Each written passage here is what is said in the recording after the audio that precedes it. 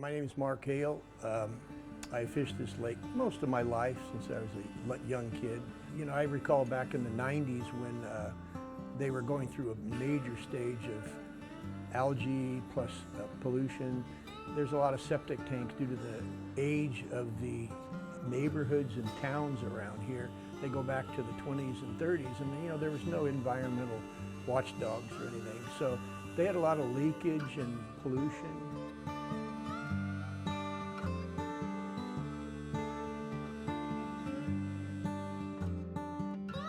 Well, a new report painting a dire picture of California's waterways. In fact, it shows the state has some of the highest levels of water pollution in the country.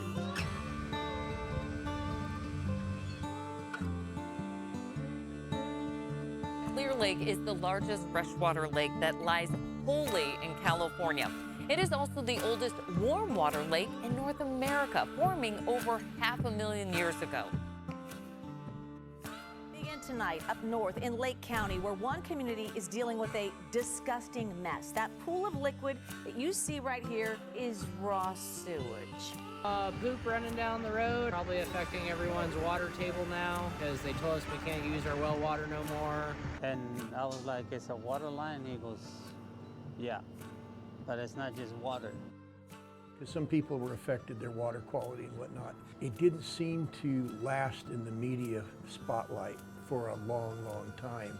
And I haven't heard anything more recent about it than when it happened, but it did have an effect. But you know, sometimes if it only affects a small part of the population, it doesn't get the notoriety. Clear Lake's big, and it was just down here in this smaller section of the lake. So you mentioned before we went on camera about the Sulphur Bank mine and the mercury.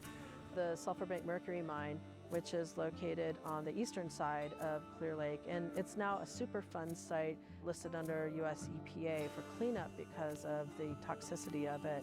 People aren't really aware, a lot of people, that yes, this lake has mercury in it, and so does every lake in Northern California. And those major river systems back in the 1800s were the site of gold mining operations, and they used mercury in the processing of the quartz that they developed the gold from. So all of that residual mercury from those areas flows down those streams still and is in all of those reservoirs. So Clear Lake is not one unto itself. One of the things that we know about Clear Lake fish is that they're contaminated.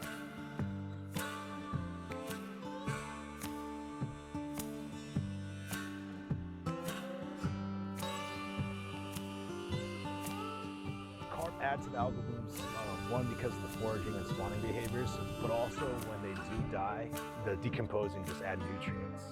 The natural nutrients in this lake enables it to produce a lot of different species in excessive numbers. The shad that are in here, and the bluegill and the crappie, the algae problems, they planted these small fish called silversides to eat the algae and the excess plankton. They never talk about when catfish may have been introduced.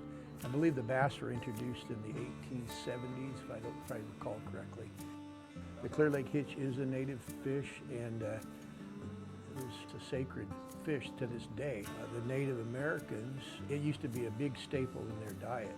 The hitch population has been on a downward spiral. The stories that I was told by my elders is there was so many hitch that you could walk across their backs from one side of a creek to another. Those fish still exist. They're prehistoric fish, and they still exist in the lake.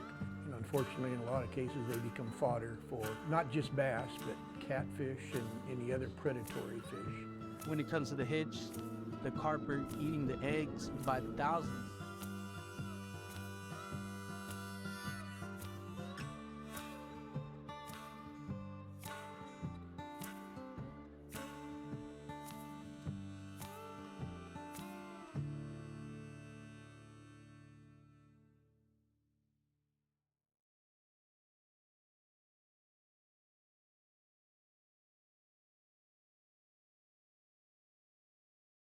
We appreciate you talking to us. You bet. So what do you have to do when you go to class? You have to show your video?